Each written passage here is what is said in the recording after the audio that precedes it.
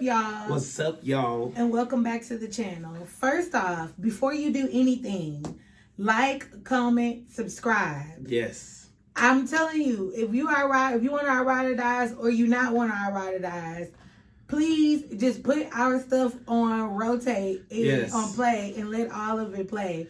We're trying to hit these watch hours and we're about 200 subscribers away from, well, a little over 200 subscribers away from being monetized. So we there, y'all. We almost there. Please. So support your girl and your boy. Yes. Because we out here doing all of the legwork for y'all. So one of the things that we noticed in our own search for Mexico was there wasn't a lot of content creators that were talking about having a large family in Mexico. Now, I know that there's a lot of people who have large families in Mexico. Not necessarily as large as ours. I don't think we met any families that had 4 kids or more. No. But we know that their families are there, but we couldn't find any content creators who would talk about large families. So as y'all know, we spent over a month, almost 2 months, floating around Cancun, Playa del Carmen, and Mérida. Because somebody literally coming in and was like, that's not how it's pronounced. Yeah, I was like, I don't have an accent because I'm not Mexican. And you also could have kept that. And you could have kept that. Like, I'm like, you must be new here because you don't know that we actually snap on you. We don't really care. So. But at any rate, so this content about Mexico is going to be specific to those 3 areas. And so this video is about how many things we're going to tell them about, baby? 5. Well, there's 6 on the list, but. So 6 things that. Inconveniences for large families that living in Mexico, basically. Yeah, those 3 areas in Mexico. Yeah. And there was actually a lot of inconveniences as a large family. And I know y'all are probably like, y'all being some privileged Americans. But like, to be honest, some of the stuff I don't know if I could live without unless I was like a resident. Mm-hmm. And then another thing is that I think somebody has to be honest, right? So we're not necessarily saying that Mexico is not a good place for a large family to live. We're just showing you, we're just telling you about some of the things that we noticed that we felt like were kind of challenging for our family. Yeah. And so I think it's important to fully know what you're getting into, especially when you have kids, because a lot of these things was really inconvenient. Like, excuse me, our youngest child is 4. Excuse me. And so it's like, you know, when you have a lot of children, something very simple can complicate your life to the point of really no return. Yeah. And so I think it's important that you know about that kind of stuff. So boom, baby, tell them what's one of the first ones. So the first one that I felt like was very simple was a washer and dryer. That was serious. We did stay at a place that did not have a washer and dryer, and they had a washroom, right? And it just didn't work out. Like I thought, oh, it's okay. I'll buy some washing liquid and I'll wash by hand with the washboard, wash them off, rinse them, dry them. It'd be a piece of cake. I didn't take into the account that we got 6 bags full of clothes, full of sand and beach water when we go.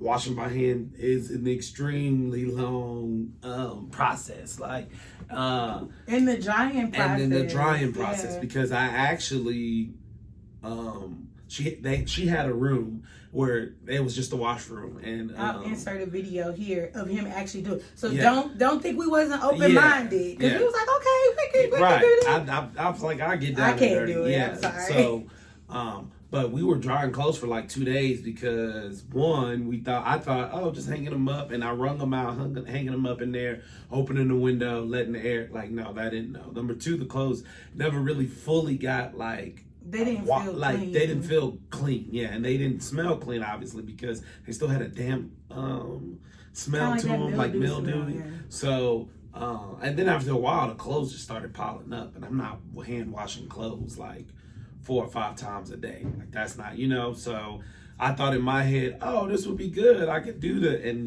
no, I need to wash. Yeah, I need to wash. I'm not even gonna lie. And this is not even us being bougie, but like, first of all, laundry is not a chore that I like to do anyway. I told Chad, when we get to our next level in life, I really feel like I'm not doing laundry. Like, when we settle down again, I'm just going to do sud share or something and let them wash our clothes, because we have a lot of clothes. And then on top of that, it's just like, we're busy people. We're entrepreneurs. We got 4 children. Like, Trey got his own business. You know what I mean? It's a lot. And so I feel like, for me, I think that a lot of people, when they talk about living in other countries, which I'm okay living in countries that aren't first world countries, but some things, it's just like, you got to be honest with yourself. At this point in my life, with the amount of children that we have and how small they are, because they can't wash their own clothes. We only got 2 kids who can really wash their own clothes.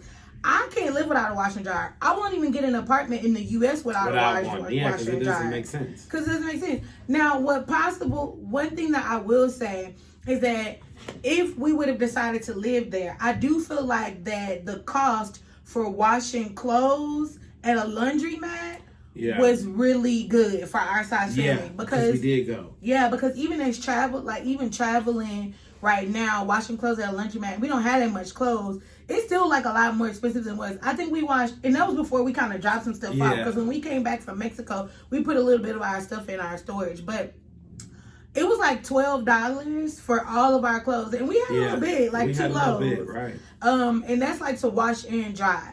But like in the US, $20 easy, like to wash and dry. Easy. So one thing that I want to point out is we also stayed in an Airbnb that did have a washer, but then you couldn't use it because from what we understand and what we learned, the electricity bills are higher. Right. And so running the washer is more expensive. So I understand why they don't have it. But like I said, it's an easy thing to be fixed, like to just go to the laundromat. But it is an inconvenience, especially if you got a large family. It's not like, oh, I'm going to go get that shirt that I like that I usually always wash every week because... Yeah, nobody's popping up doing that like at the whenever you want to, because it's a whole thing. Get washing powder, get all the clothes together, and go to the laundry.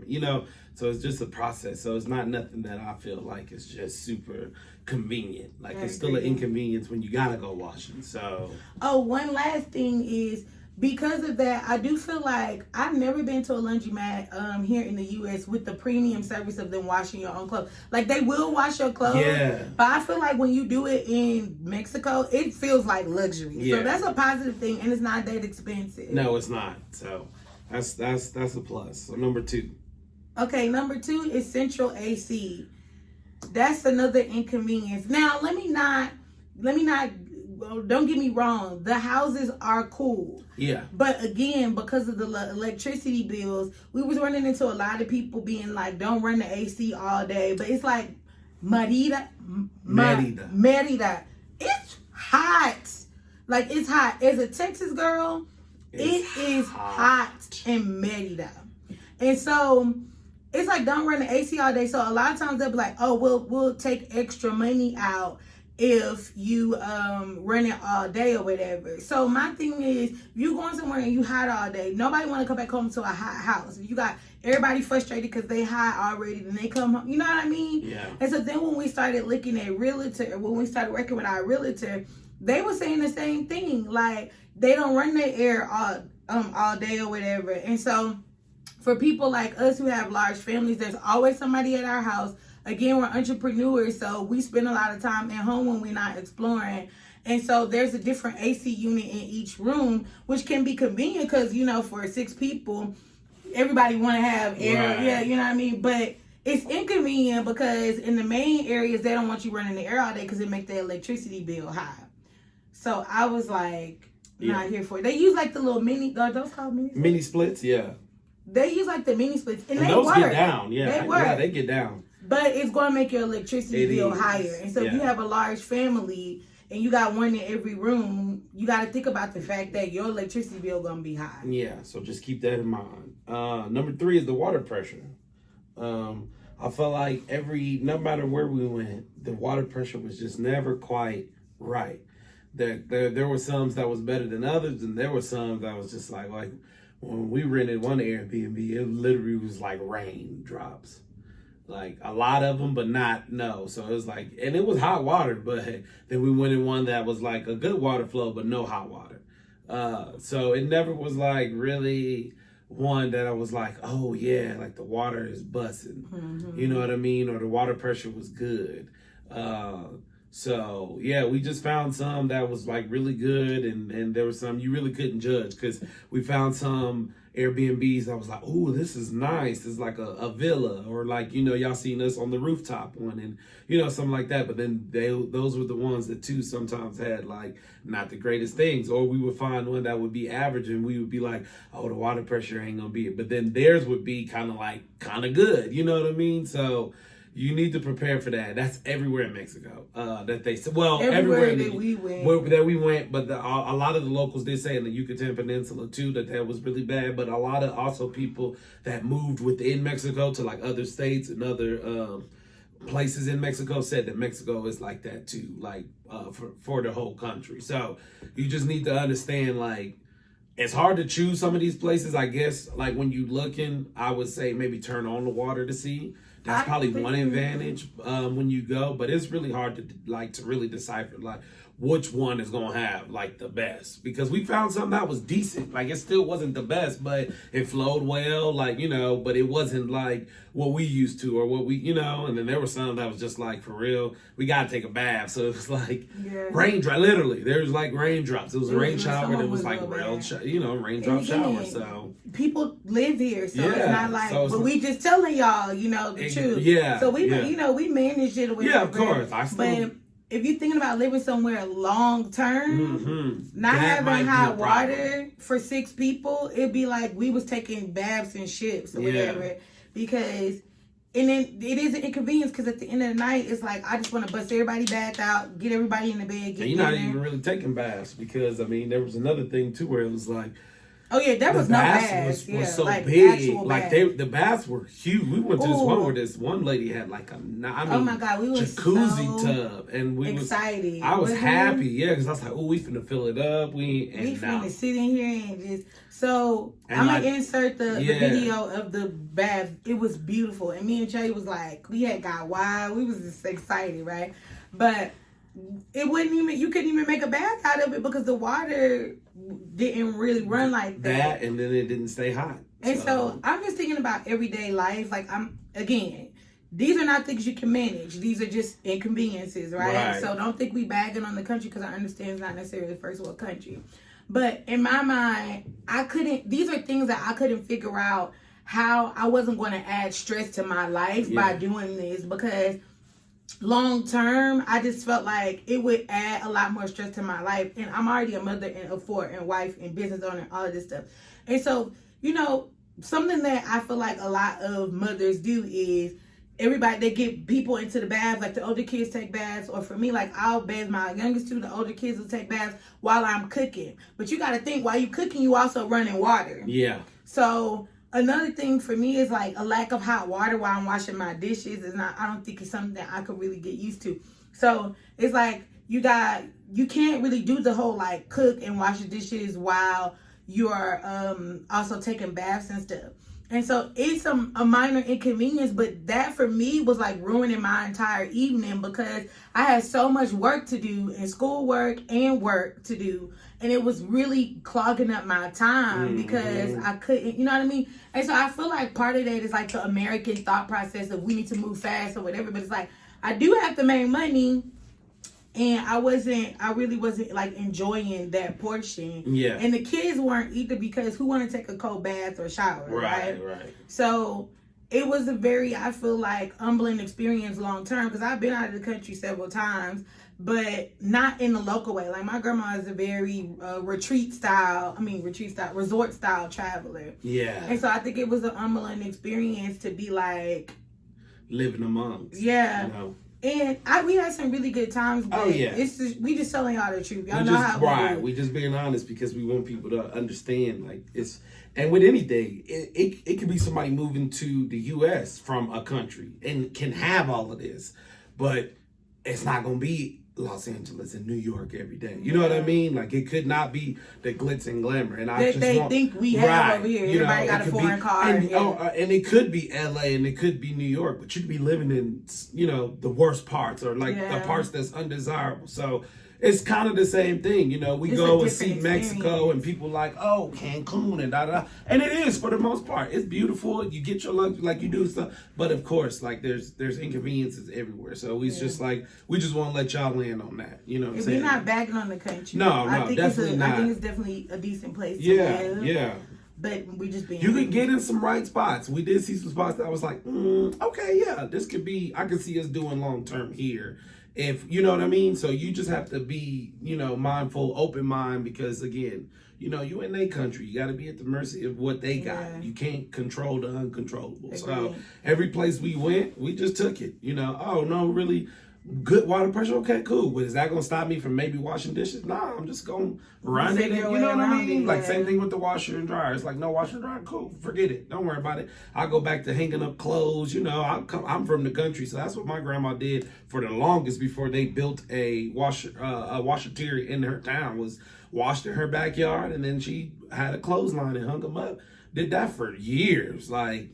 I remember when we was born, she was doing it before then. So, you just adapt is how I feel. I agree. Okay, so moving on to the next one, number 4, Uber XL.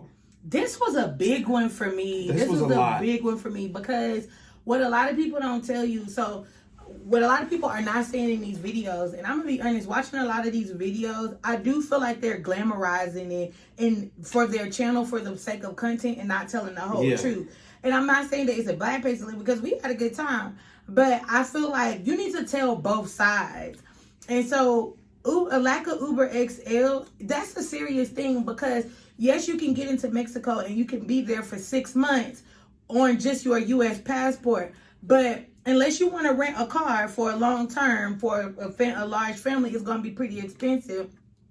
You have to consider the fact that you can't buy a car without any residency there. So you can't buy any type of vehicle legally without any residency there. Yeah. So really, Mérida and Playa del Carmen, I feel like it was decent to get around. Yeah. But Mérida, you're right, Mérida, it was not easy to get around. It was. And in Playa del Carmen, they had like cabs that they didn't have Uber XL, but they had cabs that had 3 rows in them, so we could deal with that because it's basically like Uber. Yeah. But in Mérida, they only had 4-seater cabs, which means that you could only have 3 people with you. So even if you got 2 kids, you couldn't get in there if it's you, your partner, and 2 kids. Yeah, y'all couldn't. Well, yeah, y'all could fit 3 kids, but their insurance was set up to where they could only have the 3 seats in the back whatever amount of people. Yeah. And so every time that we got ready to move, we would basically have to book 2 Ubers. Yeah. And for me, we never booked the 2 Ubers. So what we actually did was hire a driver. And I feel like we talked about before, again, they're thinking that we just got so much money in our American dollars and A, B, and C. So they was low-key price gouging. It wasn't a low-key. They were price gouging. So until we started walking away, like people didn't realize that we would just not do it. So I feel like even with the driver, it's an inconvenience because it feels like getting a ride from somebody. Even if you're paying them, it's like you got to wait to move on their time or you got to call them weeks and months ahead. Days ahead. And so for me, it's like Uber, you just pick it up and you can go whenever you feel like it. Right, on any drop of a dime. And for me, this was a big inconvenience because what if you need to go to the emergency room or something like that? Anything. People don't think about those types of things. So I feel like if you're not going to get some type of residency, then this is actually probably one of the biggest things on this list. Yeah, because I was going to say that. I agree. Yeah, I think it's also a safety issue. Yeah. Like, I don't want my 2 kids riding in the car with him and we following each other. That just don't feel safe to me. Yeah, I was going to say out of everything, that this probably was the biggest inconvenience for me. Because every time we needed to go somewhere and do regular life things, it was like, book a Uber, wait an hour, maybe somebody will come. And then also when we did go places, it was so it was like we wanted to go places and we did go places, but then it was also in the back of our head, how are we going to get back? Because we didn't know. It was that shaky. It was that uncertain, so it's like I booked the Uber, and waited 1-2 hours one time. We're looking. No, nobody's coming. We cancel. We look at, and then sometimes it'd be like, oh, we got somebody. And then, okay, yeah, we're good. We go somewhere. But then, we get to that place, do what we need to do and be like, okay, well, let's say a prayer. And hopefully they come. But I felt like that was the biggest one. I hated just not being able to get up. Move around how you know what I mean? Going to the grocery store because we had to go. They had a Costco. And it was just like, oh, okay, no, all of us can't go. So like Goddess and Baby went, and it was just like little stuff like that. It's just like I didn't like that. I didn't like that. I couldn't really. It felt being trapped almost. Then it got to be like, well, we kind of off in the city. How are we gonna get to the airport when it's time to move around and get to what? And like, yeah, we got a driver, but again, they going crazy. 1,500 pesos every time you want to move, and they were only booking like hours of time. Yeah. So that's another thing is like, we don't have 3 hours worth of shit to do. We just need to go to the We need store. to go here. You know what I mean? We need to go here and come back, and it's like 1,500 pesos, and it's like, yeah, that's a lot. You know what I mean? So, yeah, I felt like in Playa, it was easy because we found taxis. And Cancun's too. We found taxis. I actually got into WhatsApp and found a daily taxi driver that was like, yeah, I'll just take y'all where y'all need to go. Call me. I'll come pick y'all up, for a set rate or whatever. So it was really easy there. Also, too, everything was kind of walkable when you got to a certain area. But in Mérida, it's like really spread out a lot more than Playa, I feel like. So when you get on these outskirts of town, like it's 28 30 minutes to get into Centro or get to another side of town from Norte to like Monte. I think I forgot what the whatever the neighborhood was where we were at, but like it was a little while to get between these neighborhoods. So I felt like not being able to just get up and book an Uber and go, it was nervous. I was getting irritated, and so that kind of was like, yeah, nah. And that's why we didn't stay as long as we was going to stay in Mérida. And I feel like this was only in Mérida, the transportation issue. And I also didn't find it to be a very walkable place. And a lot of people tell you on their channels like, oh, Centro has all these shops and everything. Well, I'm going to insert Centro here. And so it's like, remember when you go there, it's a different place. So when they say shops, they're not talking about what we talking about back home. It's like a bunch of like knick-knack shops, which is cool and fun. I like those too. But I just don't want people to think they talking about like what you thinking they talking about. Yeah. So the knick-knack shops though, I really did enjoy. We got a lot. So I'll insert some footage of us walking so you can kind of see some of the places that I'm talking about. Yeah. What's next, baby? So the next one is family size foods. That was a big one for me too. And y'all probably think this is so petty. But what we talking about is like, you know how you can go to the store and you get a bag of chips family sized? They didn't have none of that. So it was all them regular bag size of chips, and they didn't even have the regular size. It was actually a little smaller than the regular size. Yeah. And this may seem extremely petty to y'all, but I'm going to be honest with y'all. It was messing our grocery budget up. Yeah, because we were spending more. Because 6 people eat a lot of food. So them little bags of chips, I had to get like 3 or 4 of them. Yeah. And like sandwich meat. Like, I got to get 3 or 4 of them. Cheese. Yeah. Like the stuff that we know we need to get in a bigger size of bulk, they didn't necessarily have until we went to Costco. Store, And then when we went to Costco. But they didn't have Costco in Playa, did they? No, they didn't. So it was like Walmart, Mega, So even, we were right next to the grocery store, but we were pretty much shopping almost every like 2 or 3 days because they didn't really have big things, you know what I mean? And for us, that matters because we got a huge family. Mm-hmm. And so like we need to like shop in bulk, or we need to like get at least, if we're gonna go to like a Walmart, or like, well, we need to get the biggest size of something because it helps us save money in the long run. But buying those little like regular size, and they not like the little size, but the regular size, but I feel like even smaller than that. So buying 4 or 5 bags of those, really, 2 people could eat off those chips for probably just one day. Yeah, and then you got kids who eat, you know what I mean? That's a snack for kids. That's a snack for kids. So I feel like too, I realize that America is a gluttonous country, and so we have huge sizes of everything. And for us, it's like, okay, some people might be just getting it for themselves, but we're really getting it because we got a big size family. And so until we went to Costco, which even at Costco, which I expected, we're in another country, so they don't have the stuff that we are going to eat, there. So, but they do have a Costco. So like, if we would have stayed there long term, we could have gotten to the snacks that was there or whatever and bought them. But that was only in Mérida. That wasn't in Playa del Carmen. So that's another thing that you got to consider. But that was really blowing our budget. It was blowing it open. Yeah, so I mean, we found it again. You adapt because I mean, you in another country.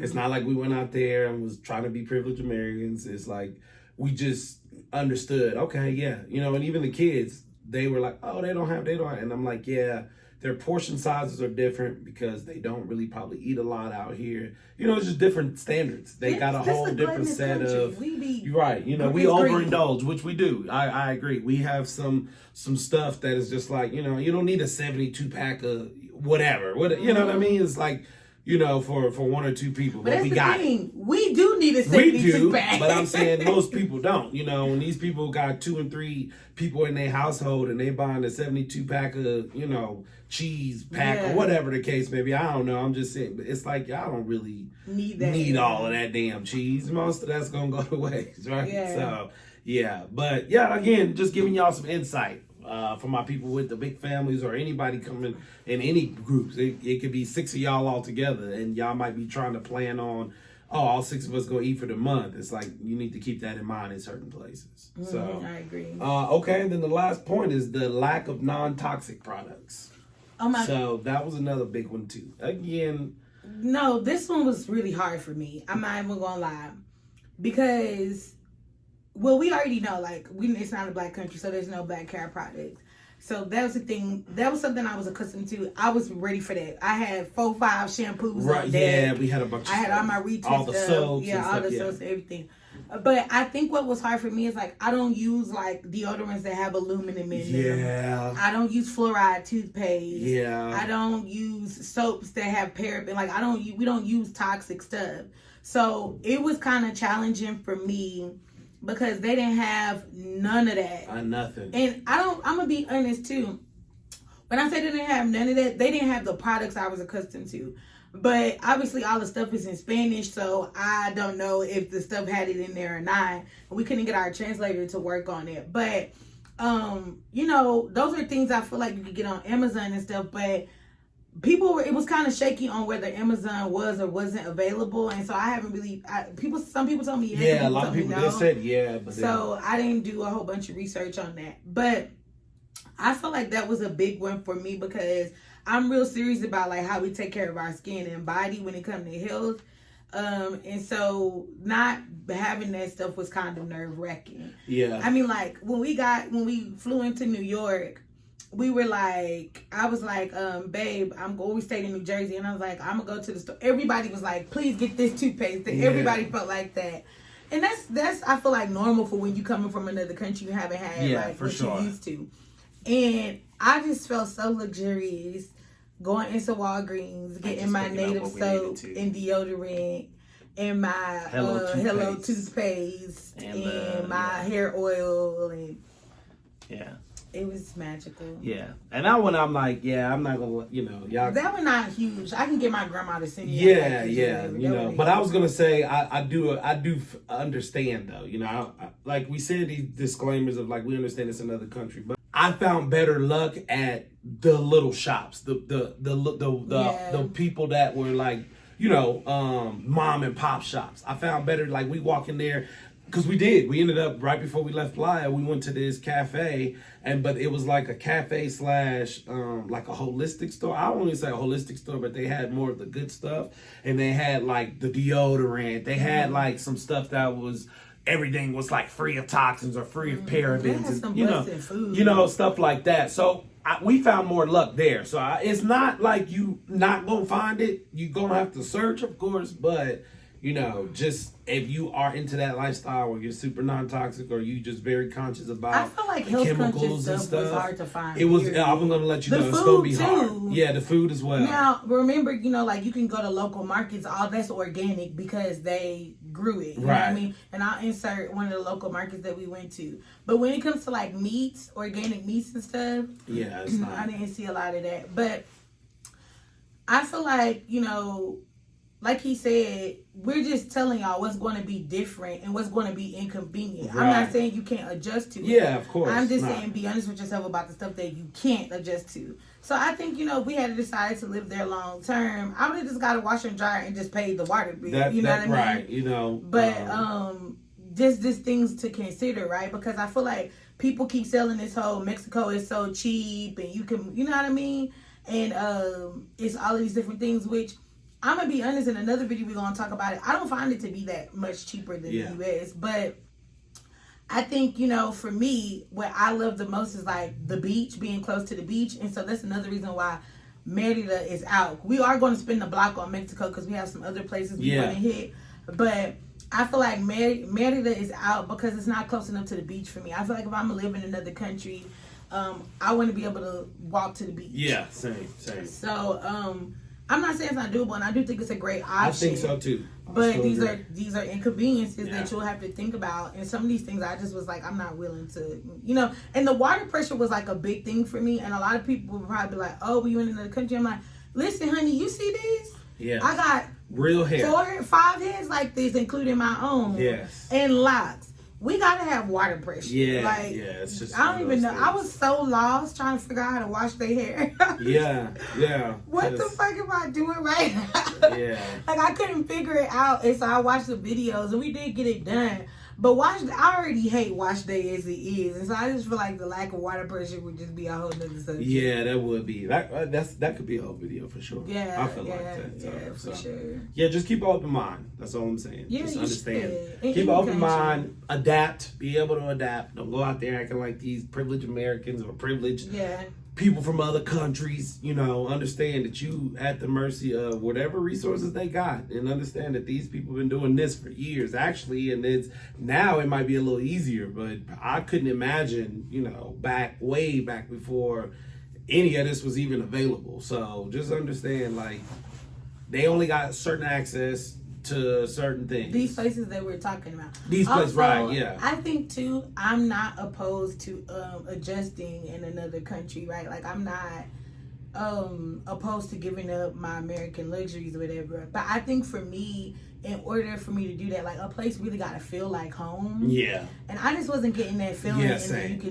But I'm going to tell you something. I do feel like, you know, outside of some of the weird experiences we had, I do feel like they're really warm, welcoming people. They like are. Mexicans are. Period. They are. And so I feel like, you know, it wasn't a bad experience, but I'm looking for that place that like feels like home in my heart. Yeah. Where I'm just like, I have to live here. Yeah. And I don't care what sacrifices I have to make when it comes to conveniences or whatever. And I didn't really feel that in Mexico. And so, you know, I feel like you should always test it out on your own. But this is what we got for you just to let you know, you know. Because I feel like, you know, the content creation world is full of romanticizing everything. Yes. Yeah. And I mean, although portions of it are should be romanticized, there are some amazing things about the places that we went.